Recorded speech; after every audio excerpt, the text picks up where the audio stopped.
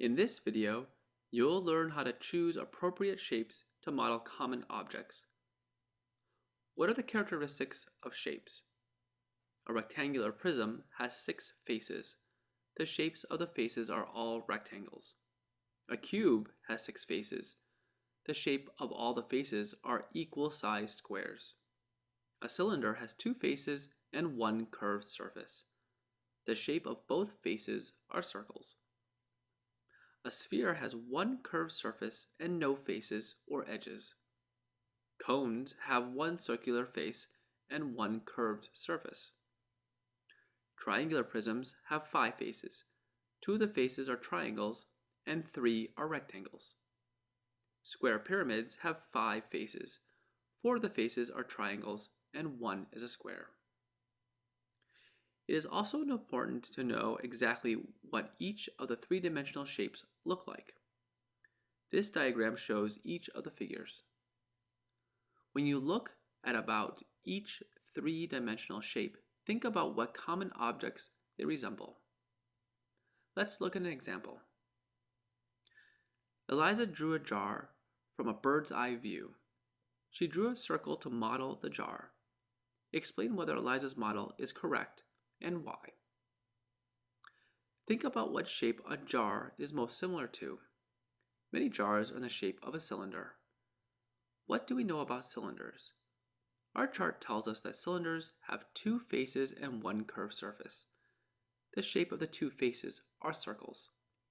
So we know that cylinders do have 2 circular faces. If the jar was upright, one of the circular faces would be visible when looking from a bird's eye view. So Eliza's drawing is correct. Let's go to our next example. Which objects can be modeled by a cube? A cube is shown in this figure. What else do we know about cubes? Our chart tells us that cubes have 6 faces. The shapes of the faces are all squares. Let's look at the list of objects and see which objects best fit the description. Choice A is a set of dice. These shapes are most likely cubes, as each of their 6 faces are squares. We will circle choice A. Choice B is a door. The sides of a door are usually not equal in length, and this is a better example of a rectangular prism. We can eliminate choice B. A soccer ball is a round ball.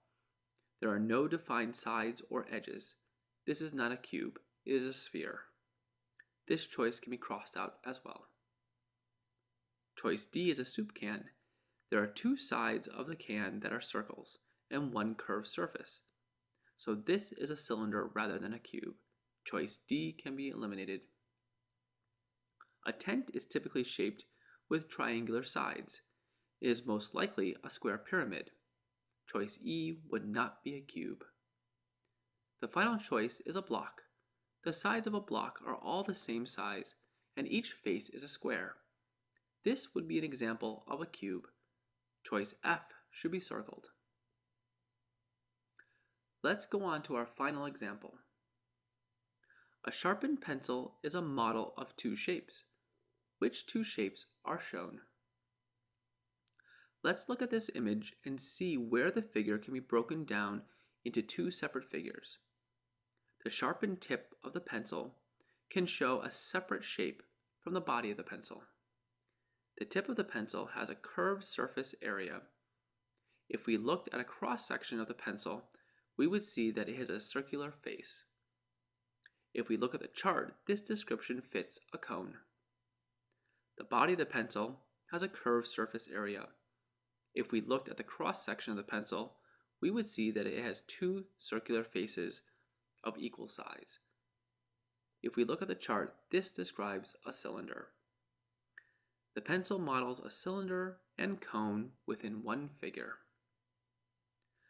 Now you know how to choose appropriate shapes to model common objects. Thanks for watching.